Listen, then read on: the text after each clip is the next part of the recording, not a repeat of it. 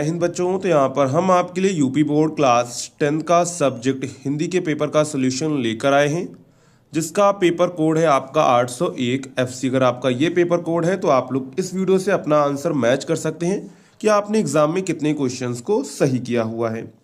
तो चलिए एक एक करके यहाँ पर हम लोग सभी क्वेश्चंस को डिस्कस करेंगे। तो सबसे पहले यहाँ पर आते हैं आपका खंड आ, जिसमें आपको बहुविकल्पीय प्रश्न यानी कि ओएमआर बेस्ड क्वेश्चंस के आंसर देखने को मिलते हैं और ये आपको ओएमआर आंसर शीट पर फिलअप करने होते हैं।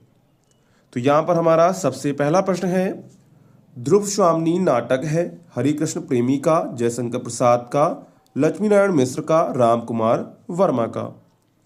तो यहाँ पर राइट आंसर क्या हो जाएगा? राइट आंसर हो जाएगा ऑप्शन नंबर बी आपका जयशंकर प्रसाद। ठीक है। नेक्स्ट है आपका प्रेमचंद का उपन्यास नहीं है, सेवा सदन प्रेमचंद का है, त्यागपत्र, गोदान, गबन। तो यहाँ पर राइट आंसर क्या हो जाएगा? राइट आंसर हो जाएगा आपका त्याग पत्र, यानी कि ऑप्शन नंबर आपका यहाँ पर बी वाला करेक्ट हो जाएगा। ठीक है। इसके बाद है आचार्य रामचंद्र शुक्ल का निबंध संग्रह है, चिंतामणि, अशोक के फूल, साहित्य देवता, भारतीय संस्कृति। तो यहाँ पर राइट आंसर क्या हो जाएगा? राइट आंसर हो जाएगा option number A Chintamani. Next है हरिवंश राय बच्चन की रचना है। तो हरिवंश राय बच्चन की रचना हो जाएगी क्या भूलूं क्या याद करूं, यानी कि ऑप्शन नंबर आपका यहाँ पर ए वाला करेक्ट हो जाएगा। ठीक है। इसके बाद है विराट की पद्मिनी उपन्यास के लेखक हैं चतुर्सेन शास्त्री, वृंदावन लाल वर्मा, यशपाल, रांघे, राघव। तो यहाँ पर राइट आंसर क्या हो जाएगा? राइट आंसर हो जाएगा option number B Vrindavan Lal Verma, यानी कि ऑप्शन बी। नेक्स्ट है आपका पद्म भरण रचना है केशव की, भूषण की, बिहारी लाल की, पद्माकर की। तो यहाँ पर राइट आंसर क्या हो जाएगा? राइट आंसर हो जाएगा ऑप्शन नंबर डी पद्माकर की। अगर आपने अभी तक वीडियो को लाइक नहीं किया है तो वीडियो को लाइक कर दीजिएगा, साथ में हमारे चैनल को सब्सक्राइब करना मत भूलिएगा। आपको सभी पेपर की आंसर की इस चैनल पर मिल जाएगी।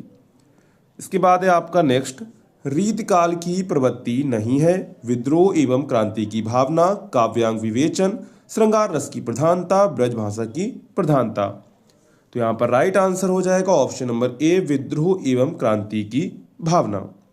नेक्स्ट है आपका प्रिय प्रवास रचना है मैथिली शरण गुप्त की, रामनरेश त्रिपाठी की, जयशंकर प्रसाद की, अयोध्या सिंह उपाध्याय हरिऔध की। तो यहाँ पर राइट आंसर क्या हो जाएगा? राइट आंसर हो जाएगा option number D Ayodhya Singh Upadhyay Hariaudh. Next है आपका प्रगतिवादी युग के कवि नहीं हैं, केदारनाथ अग्रवाल, नागार्जुन, त्रिलोचन, मैथिली शरण गुप्त। तो यहाँ पर राइट आंसर क्या हो जाएगा? राइट आंसर हो जाएगा मैथिली शरण गुप्त, क्योंकि ये हैं द्विवेदी युग के लेखक। तो यहाँ पर राइट आंसर क्या हो जाएगा? राइट आंसर ऑप्शन नंबर आपका डी वाला यहाँ पर करेक्ट हो जाएगा। ठीक है। इसके बाद नेक्स्ट है आपका यामा काव्य संग्रह है जयशंकर प्रसाद का, महादेवी वर्मा का, रामधारी सिंह दिनकर का, राम नरेश त्रिपाठी का। तो यहाँ पर राइट आंसर क्या हो जाएगा?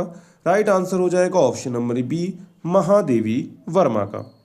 नेक्स्ट है आपका शोक का स्थायी भाव है, शांत रस का, अद्भुत रस का, करुण रस का, श्रृंगार रस का। तो यहाँ पर राइट आंसर क्या हो जाएगा? राइट आंसर हो जाएगा करुण रस का, यानी कि ऑप्शन नंबर सी आपका यहाँ पर करेक्ट हो जाएगा। ठीक है। नेक्स्ट है आपका सुहत ओढ़े पीत पटु, श्याम सलोनी गात, मानो नीलमणि शैल पर आतप पर्यो प्रभात। उपर्युक्त पंक्तियों में कौन सा अलंकार है? तो यहाँ पर आपका उत्प्रेक्षा अलंकार है, यानी कि ऑप्शन नंबर आपका यहाँ पर ए वाला करेक्ट हो जाएगा। ठीक है। नेक्स्ट है यह एक सममात्रिक छंद है, इसमें 4 चरण होते हैं और प्रत्येक चरण में 24-24 मात्राएं होती हैं, 11 और 13 मात्राओं पर यति होती है। यह लक्षण किस छंद का है? तो ये है रोला छंद का। किसका है? रोला छंद का है, यानी कि ऑप्शन नंबर आपका यहाँ पर डी वाला करेक्ट हो जाएगा। ठीक है। इसके बाद है अनु उपसर्ग प्रयुक्त नहीं है, अनुशासन में, अनुपयोग में, अनुकूल में और यहाँ पर है अनुवाद में। तो यहाँ पर राइट आंसर क्या हो जाएगा? राइट आंसर हो जाएगा आपका, यहाँ पर अनुशासन में देखिए दिया गया है और यहाँ पर अनुपयोग में अनुधन उपयोग करेंगे तो आपका अनुपयोग बन जाएगा। इसके बाद अनुकूल में भी अनुधन कूल और अनुवाद। तो यहाँ पर हो जाएगा आपका ऑप्शन सी यहाँ पर करेक्ट हो जाएगा। ठीक है, वैसे चारों में अनुकूल का प्रयोग किया गया है। अगर इसमें सही ऑप्शन देखेंगे तो ऑप्शन सी आपका यहाँ पर करेक्ट हो जाएगा। ठीक है, इसके बाद है त्रिभुवन में समास है, तो यहाँ पर हो जाएगा आपका द्विक समास। कौन सा समास हो जाएगा? द्विक समास हो जाएगा, यानी कि ऑप्शन नंबर आपका यहाँ पर ए वाला करेक्ट हो जाएगा। ठीक है, इसके बाद है सुरसरी देवपगा किसके पर्यायवाची शब्द हैं? यमुना, बेतवा, गंगा, सरस्वती। तो यहाँ पर राइट आंसर क्या हो जाएगा? राइट आंसर हो जाएगा आपका गंगा, यानी कि ऑप्शन सी आपका यहाँ पर करेक्ट हो जाएगा। ठीक है, इसके बाद है आपका नेक्स्ट, युष्मद सर्वनाम शब्द का तृतीय विभक्ति एक वचन में रूप होगा, तो ये आपका होगा त्वा। क्या होगा? त्वा होगा, यानी कि ऑप्शन नंबर आपका यहाँ पर जो है बी वाला करेक्ट हो जाएगा। ठीक है, इसके बाद है रचना के आधार पर वाक्य का प्रकार नहीं है, सरल वाक्य, संयुक्त वाक्य, प्रश्नवाचक वाक्य, मिश्रित वाक्य। तो यहाँ पर राइट आंसर क्या हो जाएगा? राइट आंसर ऑप्शन नंबर आपका सी वाला यहाँ पर करेक्ट हो जाएगा। नेक्स्ट है आपका मोहन विद्यालय जाता है, इस वाक्य में वाच्य है, तो इस वाक्य में वाच्य है आपका कृतवाच्य, यानी कि ऑप्शन नंबर आपका यहाँ पर ए वाला करेक्ट हो जाएगा। ठीक है, अगर आपने अभी तक वीडियो को लाइक नहीं किया है तो वीडियो को लाइक कर दीजिएगा और चैनल को भी सब्सक्राइब आप लोग कर लीजिएगा। ठीक है, नेक्स्ट है आपका आहा उपवन में सुंदर फूल खिले हैं, इस वाक्य में रेखांकित पद का परिचय है, तो ये आपका है विस्मयादि बोधक, यानी कि ऑप्शन नंबर आपका यहाँ पर ए वाला करेक्ट हो गया। ठीक है, आपके 20 ऑब्जेक्टिव क्वेश्चंस हो चुके हैं, आप लोग कमेंट करके बताइएगा कि आपके इसमें से कितने सही हुए हैं। ठीक है, इसके बाद आते हैं आपका खंडवा, जिसमें आपको वर्णात्मक प्रश्न देखने को मिलते हैं। इसमें अगर आपने थोड़ा बहुत किया होगा तब भी आपको नंबर मिल जाएंगे।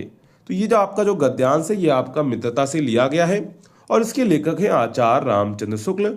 इसके बाद आपको रेखांकित अंश की व्याख्या करनी थी। कुसंग का ज्वर क्या क्या नुकसान पहुंचाता है, ये सारे नुकसान आपको इस पैरा में देखने को मिल जाएंगे। ठीक है, अथवा में आपको दूसरा दिया गया है ईर्ष्या से बचने का उपाय मानसिक अनुशासन है, ये लिया गया है ईर्ष्या तू ना गई मेरे मन से। ठीक है, इसके बाद दूसरा प्रश्न आपका पद्यखंड से, यहाँ पर आपको पद्यांश दिए गए हैं। इसके बाद आपको नीचे दिए गए उत्तर के प्रश्नों के उत्तर करने होंगे। ठीक है, इसी में आपका तीसरा प्रश्न था, नीचे दिए गए संस्कृत गद्यांश में से किसी एक का संदर्भ सहित हिंदी में अनुवाद कीजिए। ठीक है, इसी में आपका था नेक्स्ट, नीचे दिए गए पद्यांश में से किसी एक का संदर्भ हिंदी में आपको अनुवाद करना था।